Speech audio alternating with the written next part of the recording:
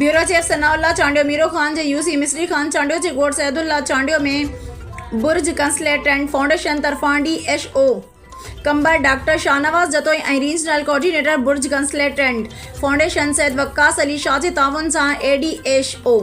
Doctor Syed Habibullah Shah जी निगरानी में TB जे मरीज़न लाइ मुफ़्त मेडिकल कैंप लगाए वे जंहिंमें सीनियर डॉक्टरनि जी team doctor Syed Nadeem Ahmed Shah doctor Nisar Ahmed Mugheri बई मेडिकल स्टाफ मरीज़न जी मुफ़्त चकास कई। कैंप में बलगम जी चकास लाइ लेबोरेटरी टेस्ट जेन एक्सपर्ट ऐं एक्सरे जी सहूलियत मुहैया करे ग़रीब लाचार बेसहारा ऐं मिसकिन माण्हुनि जो चेकअप करे अहिड़नि मरीज़नि खे मुफ़्त में दवाऊं ॾिनियूं। आख़िर में मेडिकल कैंप लॻाइण ते